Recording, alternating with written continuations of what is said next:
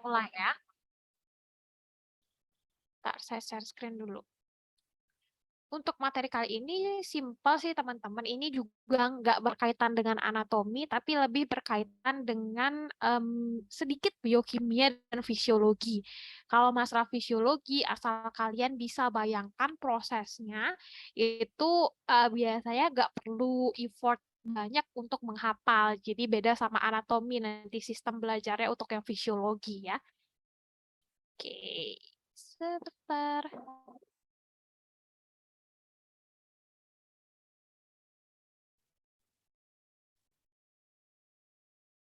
Udah saya record ya. Oke, kita akan bahas tentang mekanisme kontraksi otot jantung dulu. Kalau mekanisme kontraksi otot polos kan otot skelet kan sudah kita bahas di sesi yang pertama kemarin ya. Kita akan bahas tentang kontraksi otot jantung. Ini adalah sirkulasi jantung. Kalian pasti sudah tidak asing lagi ya dari SD, bahkan kita udah belajar ini. Jadi dari seluruh tubuh, darah yang kaya akan CO2 itu akan dibawa oleh superior vena cava dan inferior vena cava. Bagian kepala, leher itu biasanya masuk ke superior vena cava. Sementara sisanya itu dari inferior vena cava. Nanti mereka berdua ini akan bertemu gitu lalu masuk ke atrium kanan. Dari atrium kanan ini akan melewati katup trikuspid. Jadi katup trikuspid terbuka, darah kotor ya, kita bilang darah kotor yang biru-biru ini ya, yang kaya akan CO2 akan masuk ke ventrikel kanan. Lalu dari ventrikel kanan akan dialirkan menuju paru melalui arteri pulmonalis ya. Jadi arteri pulmonalis jangan terkecoh sama arteri. Jadi tidak semua arteri di tubuh itu membawa kayak darah yang kaya akan O2. Jadi salah satu contohnya adalah si arteri pulmonal ini. Dia membawa darah yang kaya akan CO2 justru ya.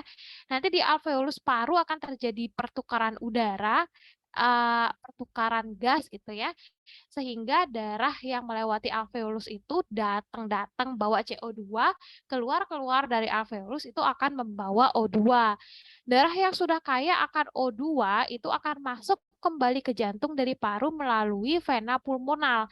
Dari vena pulmonal akan dihantarkan menuju ke atrium kiri akan mengalirkan menuju ke ventrikel kiri melalui katup mitral atau nama lainnya adalah katup bikuspid.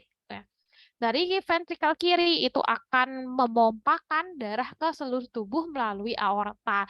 Jadi kalian lihat di sini strukturnya yang dominan kan kelihatan ototnya ya.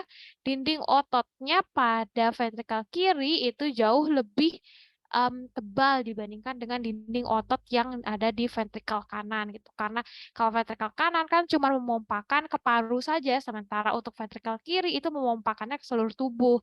Sehingga kompensasi anatomis dan histologisnya adalah dinding otot ventrikel kiri itu jauh lebih tebal dibandingkan yang kanan.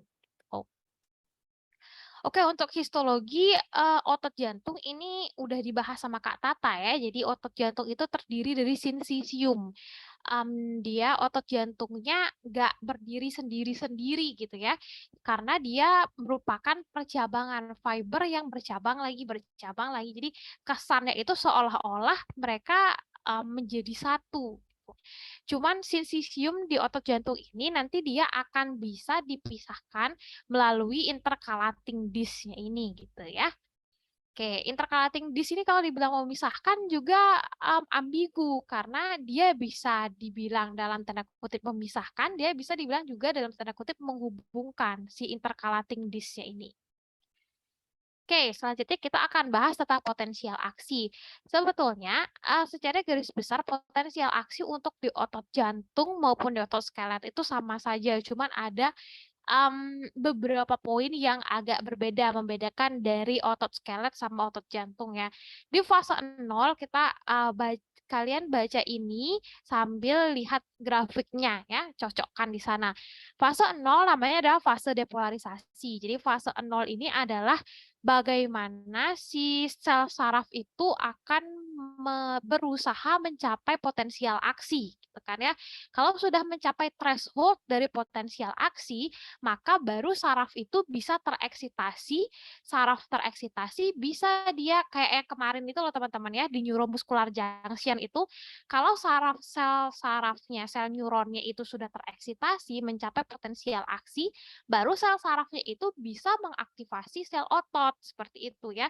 Kalau misalnya berdepolarisasi nih sel sarafnya, tapi tidak mencapai threshold untuk mencapai potensial aksi, maka ya rugi depolarisasinya, seperti itu ya, tidak mencapai potensial aksi. Kalau di grafik ini kita asumsikan saja si sel saraf itu threshold potensial aksinya adalah 20. Jadi kalau di gambar ini depolarisasinya mencapai 20 milivolt, berarti sel saraf ini sudah depolarisasi hingga mencapai potensial aksi.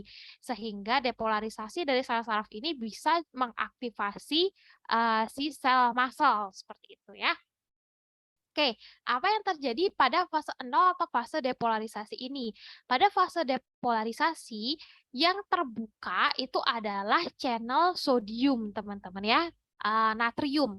Jadi pada fase depolarisasi akan terjadi influx dari natrium. Jadi kanal natriumnya itu natrium atau sodium ya, bahasa Inggrisnya sodium.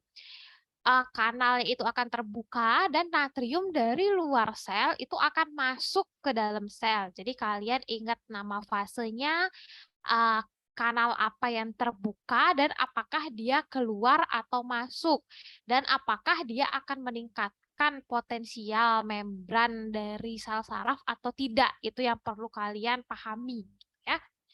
Oke, jadi saya ulang pada fase 0 depolarisasi ini akan terjadi peningkatan membran potensial. Si sel saraf itu akan berusaha untuk mencapai potensial aksi agar sel sarafnya bisa tereksitasi. Kanal apa yang terbuka pada fase depolarisasi itu adalah kanal natrium. Natrium dari luar sel itu akan mengalami influx, jadi masuk ke dalam sel saraf. Oke.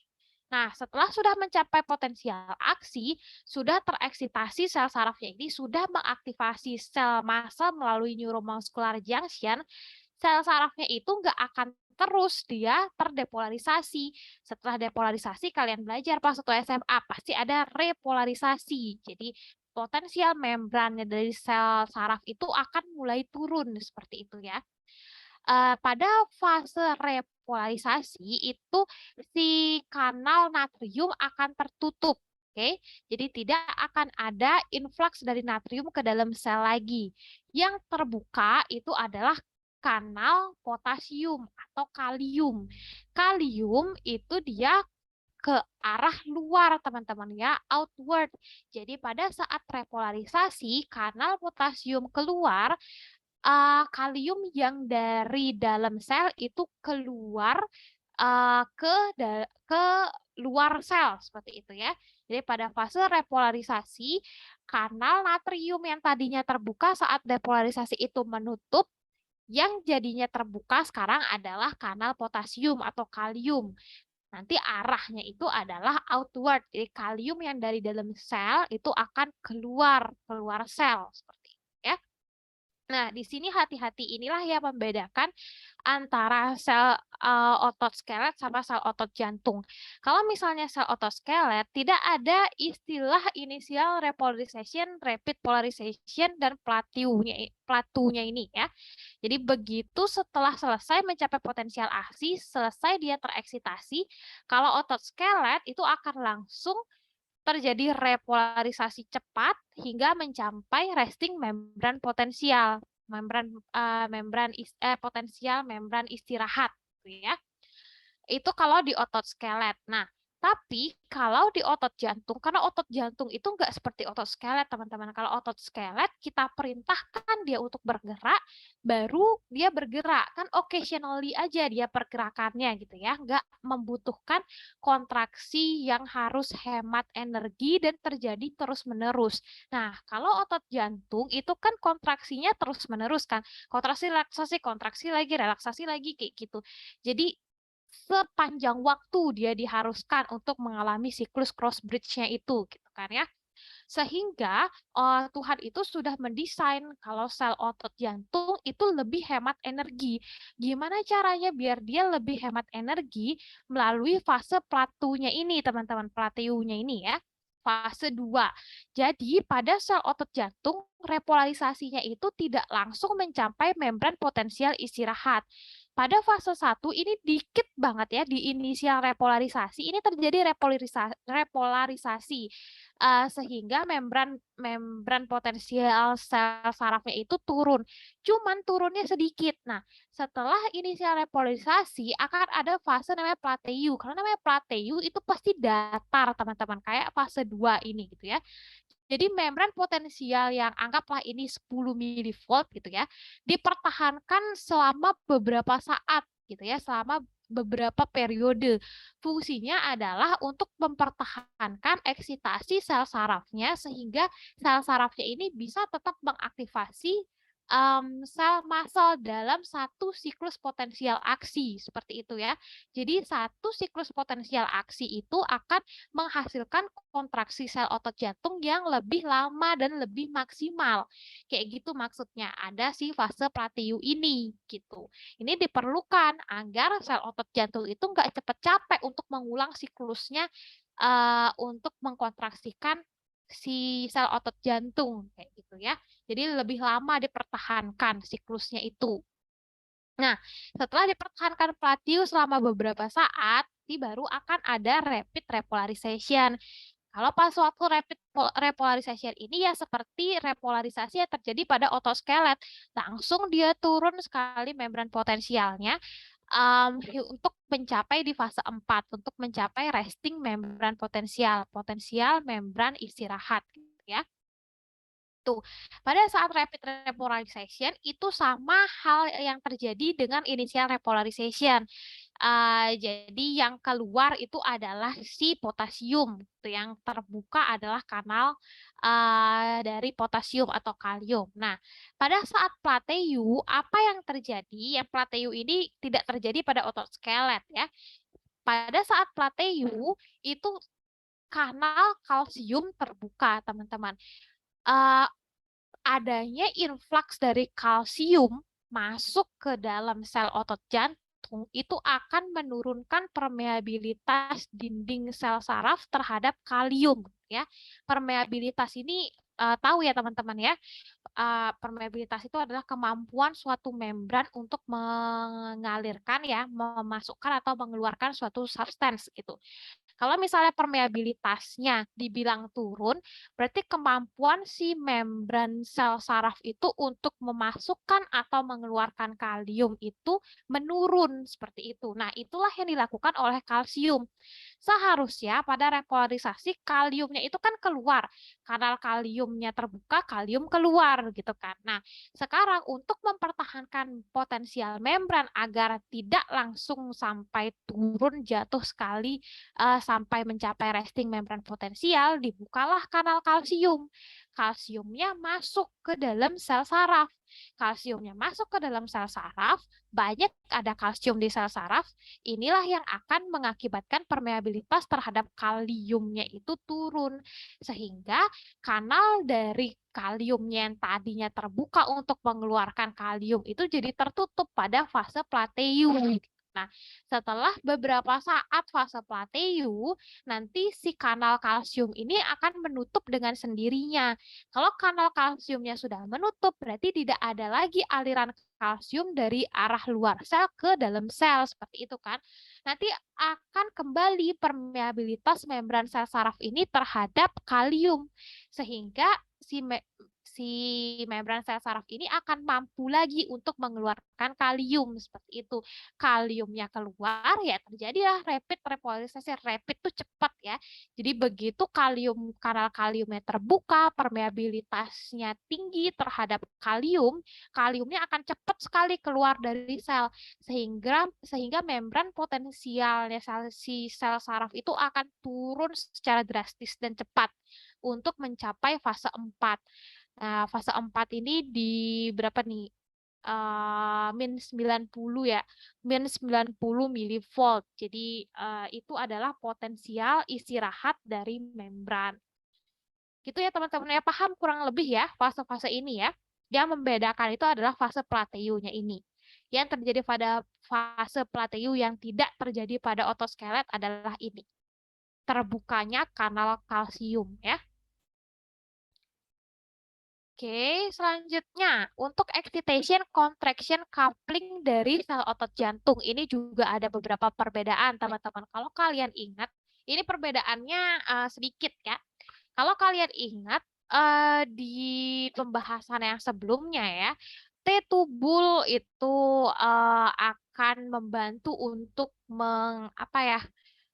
mengalirkan aliran aktivasi dari sel saraf dan membantu untuk mendistribusikan kalsium.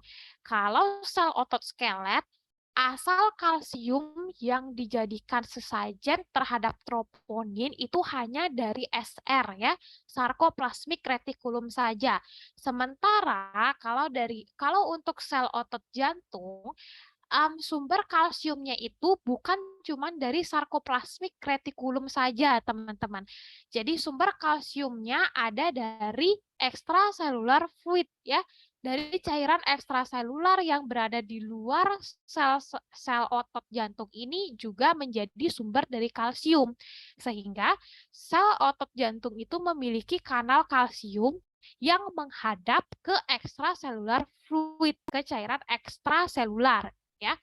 Kalau misalnya ada potensial aksi yang mengaktifasi si sel otot jantung, kanal kalsium yang menghadap keluar ini akan terbuka sehingga kalsium yang dari cairan ekstraselular itu akan masuk ke dalam sel otot jantung. Nah, RYR yang ada di sel otot jantung ini sudah kita bahas sepintas kemarin ya teman-teman ya. RYR ini adalah sahabatnya DHPR yang kayak kemarin itu.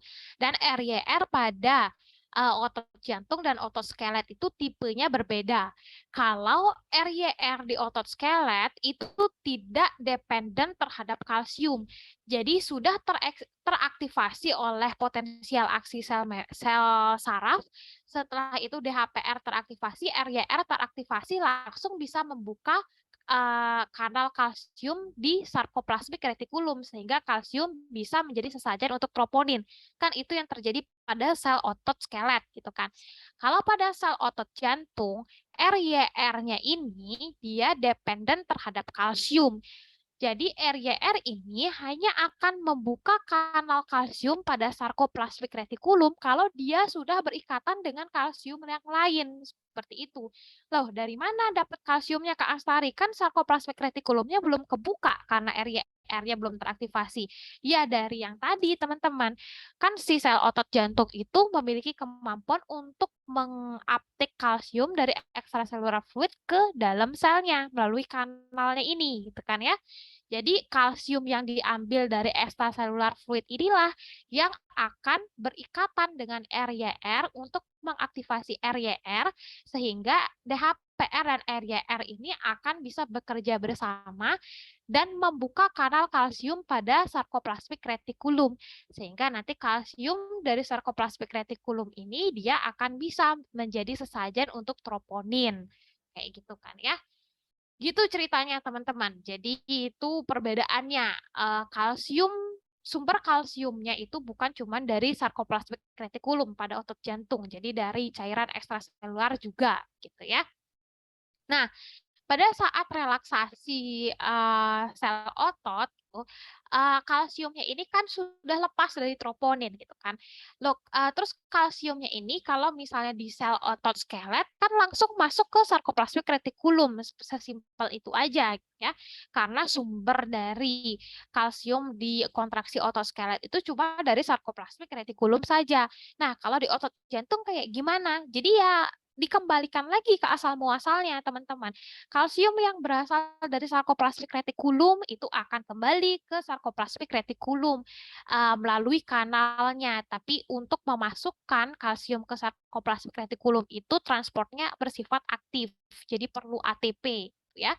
Sementara untuk kalsium yang tadi asalnya adalah dari ECF, extracellular fluid, akan dikembalikan juga ke sana melalui suatu transporter ya. Jadi kalsium ini dia akan dikeluarkan, dipertukarkan dengan natrium. Jadi kalsium keluar, natriumnya masuk. Nah, setiap natrium yang masuk akibat pengeluaran dari kalsium itu akan dikembalikan lagi keluar, ya. Dikembalikan lagi keluar oleh transporter aktif yang mempertukarkan natrium dengan kalium. Jadi setiap natrium yang keluar itu akan dipertukarkan dengan kalium yang masuk. Seperti itu teman-teman ya, sehingga nanti kalsium yang dari sarkoplasmic reticulum akan kembali ke sana, kalsium yang datangnya dari ECF akan dikembalikan juga ke asalnya, seperti itu. Oke, selanjutnya ini adalah digitalis. Digitalis ini adalah salah satu obat jantung, teman-teman, terutama kalau nanti kalian belajar tentang aritmia ya, gangguan irama jantung. Jadi digitalis ini adalah salah satu obat yang digunakan. Meskipun hati-hati pada penggunaan digitalis ini seperti pedang bermata dua. Jadi kalau kita nggak tepat sasaran, tepat dosis, tepat fungsi, menggunakan digitalis pada pasien aritmia, aritmianya ini malah makin parah dengan menggunakan digitalis, itu yang ditakutkan. Ya. Oke, digitalis ini adalah inhibitor kompetitif reversible terhadap natrium, kalium, ATP ya, SPAM gitu. Jadi nanti kalian balik lagi ke sini, di mana itu kerjanya natrium, kalium, ATPase, berarti di sini, seperti itu ya. Inilah yang akan dihambat oleh si digitalis. Sehingga kalian bisa logikakan, kalau natrium ini tidak bisa dibawa keluar, seperti itu ya, natriumnya ini akan mengalami retensi di intrasel, peningkatan kadar natrium di intrasel. Kalau natriumnya sudah terlalu banyak di intrasel, jadi dia nggak akan mau mengeluarkan kalsium seperti itu. Udah banyak nih natrium yang ada di dalam intrasel. Aku nggak mau lagi masukin natrium dari luar. Sementara kalsium ini harus keluar dengan dipertukarkan dengan natrium yang masuk. Kan kayak gitu tadi kan? Paham ya teman-teman ya? Jadi yang ini yang dihambat oleh si digitalis. Sehingga kalau yang transporter ini dihambat, akan ada retensi natrium di dalam intrasel. Natriumnya akan banyak sekali. Wong natriumnya di intrasel udah banyak, dia nggak akan mau lagi si transporter yang ini, yang warna hijau, nggak akan mau lagi memasukkan natrium dari luar sel ke dalam sel. Nah, apa akibatnya? Kalsium nggak akan bisa keluar kalau si transporter ini nggak mau memasukkan natrium. Karena setiap kalsium yang keluar itu harus diikuti dengan masuknya natrium. Seperti itu. Hasil akhirnya itu akan ada peningkatan kalsium di dalam intrasel ya. Jadi kadar kalsiumnya itu akan tetap tinggi sehingga kalau kalsiumnya tetap berserakan di sini ya, di sini tetap ada kalsium yang berserakan, nggak diaptik ke ECF tuh. Maka kalsiumnya ini akan tetap bisa mengaktifasi kanal ini, kanal RYR yang ada di sarkoplasmic reticulum. Tetap dia sarkoplasmic reticulumnya akan mengeluarkan kalsium. Lalu kalsiumnya itu akan tetap berikatan dengan troponin sehingga tetap akan terjadi kontraksi otot. Kayak gitu ya. Itu adalah fungsi dari digitalis sehingga pemberian digitalis ini disebut dengan obat inotropik positif. Digitalis itu memiliki sifat inotropik positif. Apa maksudnya? Meningkatkan kontraktilitas jantung. Nanti kalau misalnya kalian belajar pas blok kardio, ada obat yang sifatnya inotropik negatif, berarti ya kebalikannya. Dia obat itu akan menurunkan kontraktilitas jantung. Seperti itu.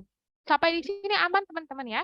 Kalau misalnya kalian masih kurang paham, langsung aja diinterupsi nggak apa-apa ya, biar nggak udah jauh baru nanti tahu di mananya yang kurang paham.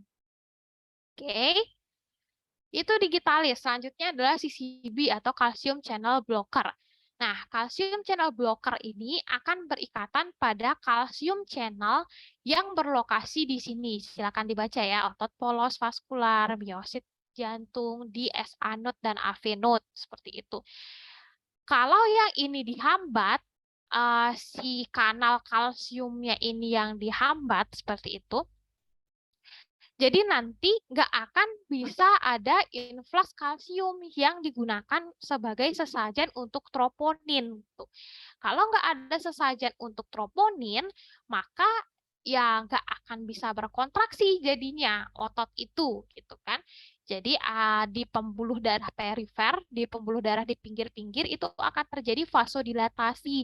Kenapa vasodilatasi? Karena otot polos vaskularnya itu tidak bisa berkontraksi, akan terjadi myocardial force yang turun. Nah, ini kebalikannya sifatnya sama si digitalis tadi. Kalau digitalis tadi kan inotropik positif. Nah, si CB ini akan menghasilkan sifat inotropik negatif. Karena nggak ada kalsium, jadi ya nggak ada sesajen untuk troponin, otot jantung kan tidak bisa berkontraksi. Seperti itu ya. Otot jantung tidak bisa berkontraksi, maka heart rate-nya juga akan turun, teman-teman ya, karena heart rate itu dihasilkan dari hasil siklus kontraksi relaksasi otot jantung. Jadi si CCB ini selain dia sifatnya inotropik negatif, dia juga memiliki sifat chronotropik negatif. Kalau chronotropik negatif ini berarti heart rate-nya diturunkan oleh obat CCB ya. Nah, pertanyaannya sekarang, kalau misalnya kenapa bisa si CCB ini hanya memilih-milih tempat gitu ya? Dia hanya bekerja di sini, di sini, di sini gitu aja. Sedangkan sel otot skelet itu kan juga punya kanal kalsium ke arteri. Apakah dengan mengkonsumsi CCB maka otot skelet kita juga tidak bisa berkontraksi kayak gitu ya. Kontraksi otot skeletnya juga kurang kan, berarti logikanya otot skeletnya kanal kalsiumnya juga dihambat oleh CCB gitu ya. Kalau misalnya kalian ada yang jeli untuk bertanya, balik lagi tadi di proses kontraksi dari sel otot jantung itu ada perbedaan-perbedaannya teman-teman ya dengan otot skelet. Salah satunya adalah jenis kanal kalsiumnya. Jadi si kanal kalsium dari otot jantung itu ada dua, sementara ini ya, 1 dan 2. Sementara di otot skelet itu cuma punya tipe yang ini aja. Nah, yang dihambat oleh si CB itu adalah yang ini. Sehingga kalau pasiennya minum CCB itu nggak akan berpengaruh pada kontraksi otot skelet. Karena otot skelet nggak punya kanal kalsium yang nomor 1 warna kuning ini. Seperti itu ya. Oke, gitu aja teman-teman untuk yang otot jantung. Selanjutnya adalah kontraksi otot polos ya. Otot polos itu sifatnya adalah gelondong seperti ini ya. Jadi masing-masing gelondong ini ada pita-pita dari miosin filamen sama dense body. Jadi dense body-nya ini yang akan merekatkan antar aktin filamen. Oke, ini aktin filamen, ada dense body yang melekatkan si aktin filamen, sementara di bagian tengahnya ini akan ada si miosin. Kayak gitu susunannya ya, paling lucu yang ini bentuknya, kayak gelondong-gelondong unik gitu ya. Oke, perbedaan kontraksi otot polos dengan otot skelet. Otot polos itu hampir mirip sama otot jantung kan. Dia kerjanya setiap saat teman-teman ya. Sama kayak otot gaster misalnya, otot pada usus gitu kan. Kita nggak bisa nyuruh dia berhenti, kita nggak bisa nyuruh dia kontraksi. Dia akan bekerja sepanjang kita hidup seperti itu. Sehingga sama prinsipnya sama otot jantung tadi. Gimana caranya Tuhan itu mendesain agar otot polos kita itu rendah energi gitu ya. Low energy mode lah. Kayak power saving mode ya si otot polosnya ini. Gimana caranya? Gitu. Kalau tadi si otot jantung mensiasati kan dengan cara ada plateonya tadi. Nah, kalau otot polos gimana caranya mensiasati? Caranya adalah melakukan siklus cross bridge yang lebih lambat. Jadi ini ada beberapa mekanisme ya dari otot polosnya. Siklus cross bridge itu lebih lambat. Apa sih maksudnya siklus cross bridge? Penempelan dan pelepasan dari aktin miosin itu dibuat lebih lambat.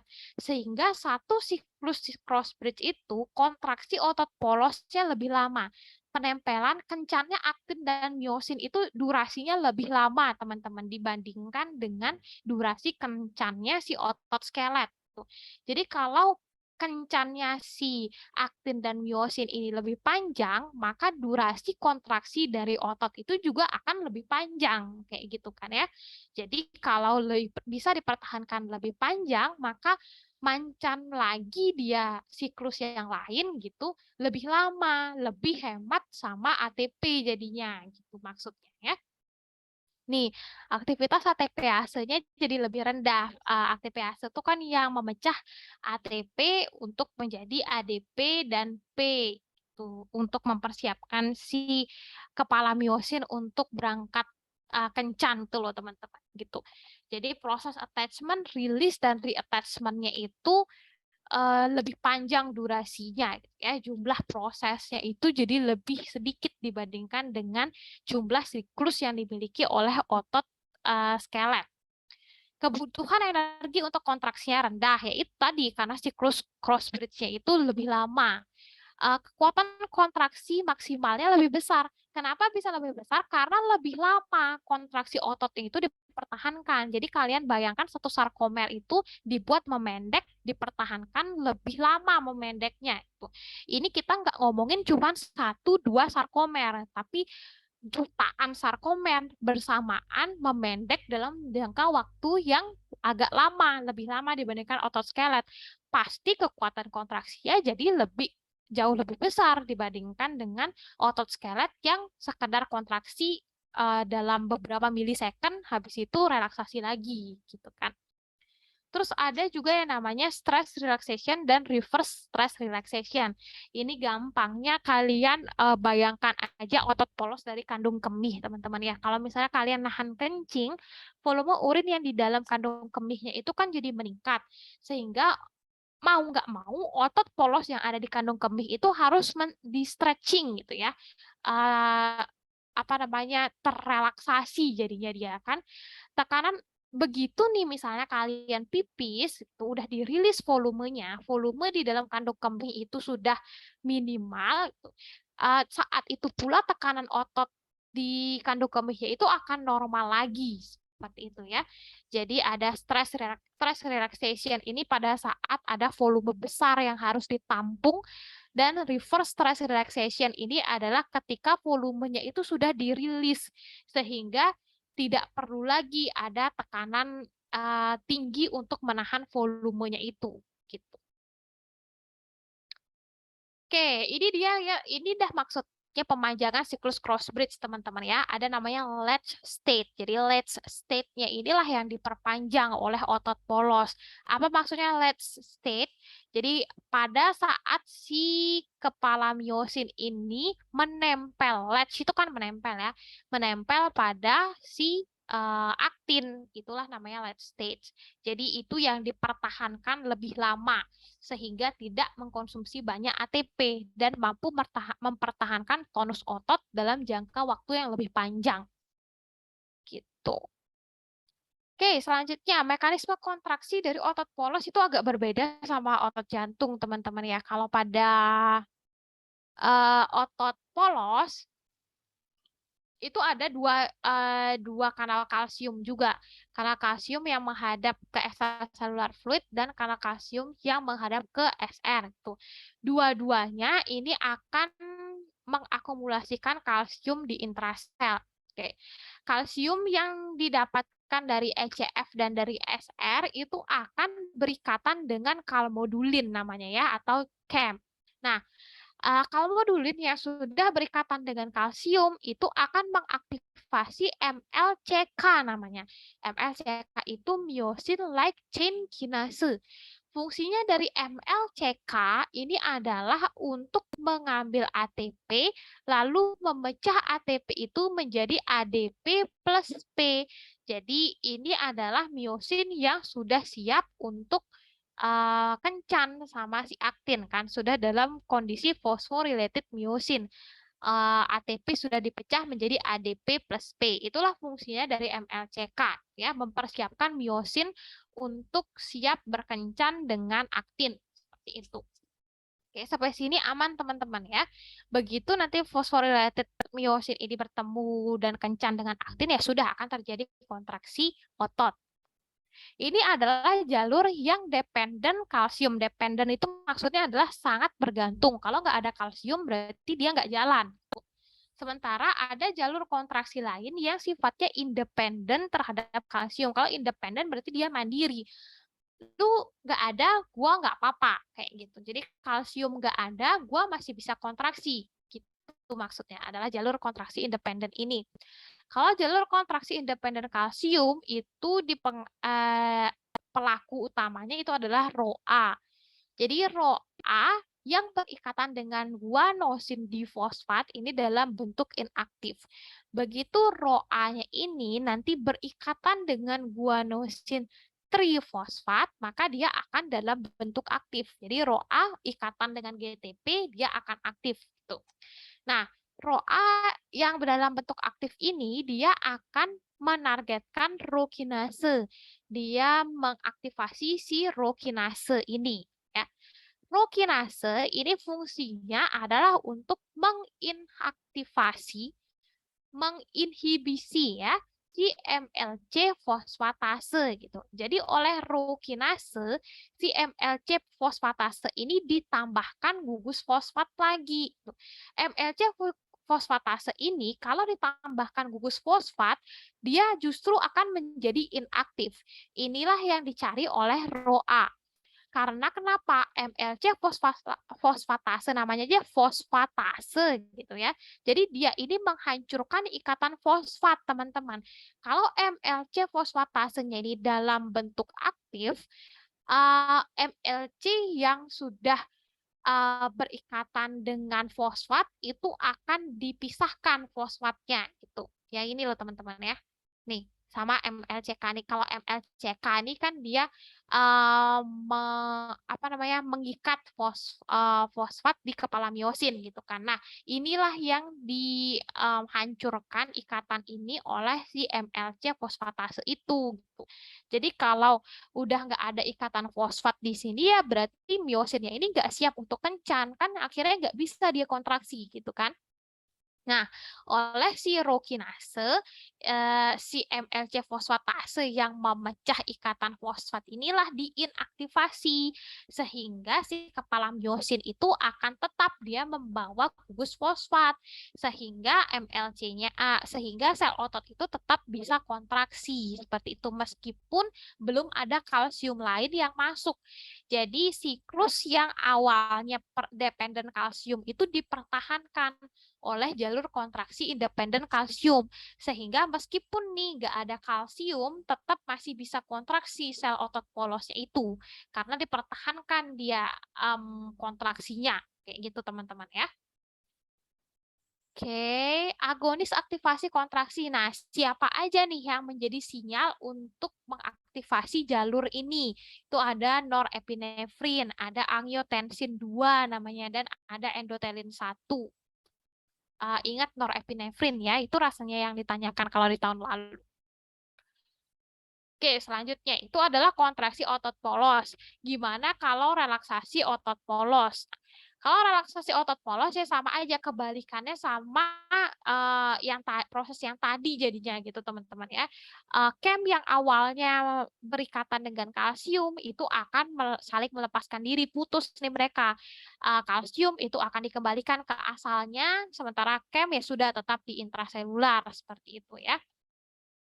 Lalu si miosin ini yang sudah berikatan dengan fosfat itu akan dipecah oleh miosin fosfatase. Miosin fosfatase ini sama kayak si MLC fosfatase, teman-teman maksudnya ya.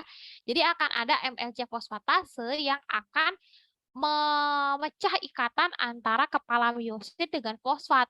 Sehingga fosfat ini akan dilepaskan dari kepala miosin. Miosin ini nggak akan siap untuk kencan. Sehingga nggak bisa kencan dan ketemu sama aktin, sel ototnya jadi relaksasi. Berhenti siklus kontraksinya. Gitu. Oke. Selanjutnya ini ada obat yang namanya nitrat, teman-teman ya. Yang termasuk golongan nitrat itu kalau kalian pernah dengar nitrogliserin atau isosorbit dinitrat. Ini adalah vasodilator kuat, teman-teman ya.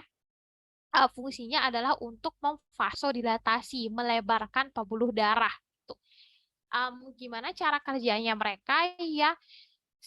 Intinya ya, si nitrat ini fungsinya adalah untuk merelaksasi otot polos. Kita ngomong dari ALDH ini ya. Mana di sini ada ALDH. Oke, ini gambar dari buku Farmaco, soalnya yang ini adalah deskripsi dari PPT kalian. Gitu. Oke, di gambar ini nggak ada ALDH ya.